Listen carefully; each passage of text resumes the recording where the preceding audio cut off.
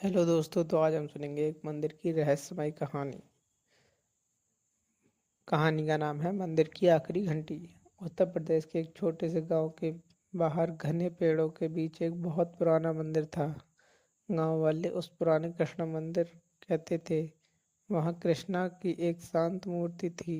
दिन में लोग वहां पूजा करने जाते थे, लेकिन सूरज ढलने के बाद कोई उस रास्ते पर नहीं जाता था। गांव में एक पुरानी बात कही जाती थी, रात को उस मंदिर की आखिरी घंटी अपने आप बजती है। लोग कहते थे कि घंटी बजने के बाद मंदिर के पास किसी अनजान आदमी की परछाई दिखाई देती है। जिसने भी उसका पीछा किया वह अगले दिन डरा सहमा लौटा, मगर ठीक ठीक कभी कुछ बता नहीं पाया। उसी गांव में 17 साल का लड़का रहता था, आदित्य। वह बाकी लोगों जैसा नहीं था, उसे हर बात की वजह जाननी होती थी। उसके पिता गांव के स्कूल में पढ़ाते थे और हमेशा कहते थे, डर वहां जन्म लेता है जहां सच छिपा होता है। आदित्य बचपन से मंदिर के बारे में सुनता आता आया था।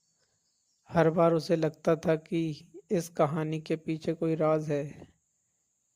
एक बरसाती शाम उसकी दादी ने चूल्हे के पास बैठकर कहा, बेटा उस मंदिर के पास रात को मत जाना। आदित्य ने पूछा, क्यों दादी, वहाँ क्या होता है? दादी कुछ देर चुप रही, फिर बोली, तेरे दादा गए थे बहुत साल पहले। लौटे तो थे, लेकिन उसके बाद कभी उस रास्ते के बारे में नहीं बोले। यह सुनकर आदित्य और बेचैन हो गया।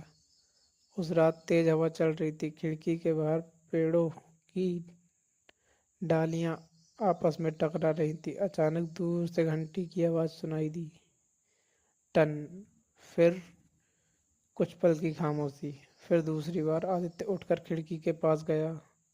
दूर अंधेरे मंदिर की दिशा से हल्की सी रोशनी दिखाई दी। अगली सुबह उसने तय कर लिया कि वह इस बात का सच पता करेगा। उसने अपने दोस्त मोहन से कहा, आज रात मेरे साथ चलोगे? मोहन का चेहरा उतर गया। पागल हो गए हो? गांव में कोई वहां नहीं जाता, इसलिए तो जाना है, आदित्य बोला। दिन भर उसके मन में वही बात घूम रही। शाम होते होते आसमान पर बादल फिर घिर गए। रात गहरी हुई। घर के सब लोग सो गए। आदित्य चुपचाप उठा, हाथ में एक टॉर्च ली और बिना आवाज किए बाहर निकल गया। गांव की गलियां सुनसान थीं। दूर कहीं कुत्ते भौंक रहे थे। मिट्टी की पिंडारी पर उसके कदमों की हल्की आवाज ही सुनाई दे रही थी। मंदिर की ओर जाने वाला रास्ता खेतों के बीच से होकर जाता था। हवा में गीली मिट्टी की गंध थी। जैसे जैसे वह आगे बढ़ता गया, सन्नाटा और गहरा होता गया। अचानक पीछे से पत्तों की सरसराहट हुई। वह रुक गया, पीछे मुड़ा, कोई नहीं। उसने खुद को समझाया, हवा होगी। वह फिर आगे बढ़ा। कुछ देर बाद मंदिर दिखाई देने लगा। टूटी हुई पत्थर की सीढ़ियां, दीवारों पर उस उगी हुई काई और बीच में पुरानी लकड़ी का दरवाजा। तभी टन घंटी फिर बजी, इस बार बहुत पास से। आदित्य ने दिल तेज धड़कने लगा। उसकी सीढ़ियां चढ़ी, दरवाजा आधा खुला हुआ था। उसने धीरे से उसे धक्का दिया। अंदर धूप, अंधेरा था। टॉर्च की रोशनी के सामने मूर्ति दिखाई दी। वही शांत चेहरा, लेकिन फर्श पर कुछ और भी था। गीली मिट्टी पर ताजे पैरों के निशान। उसने नीचे झुककर देखा। निशान अभी अभी बने थे, मतलब यहाँ कोई आया था। उसी समय मंदिर के पीछे की तरफ से चलने की आवाज आई। आदित्य तेजी से मुड़ा और पीछे की ओर भागा। मंदिर के पीछे पत्थरों के बीच एक संकरा रास्ता नीचे जंगल की तरफ जाता था। टॉर्च की रोशनी में उसे कुछ सफेद सा हिलता दिखा। एक आदमी सफेद कपड़ों में। वह बस एक पल के लिए दिखा और फिर अंधेरे में गायब हो गया। आदित्य के पैरों तले जमीन जैसे खिसक गई।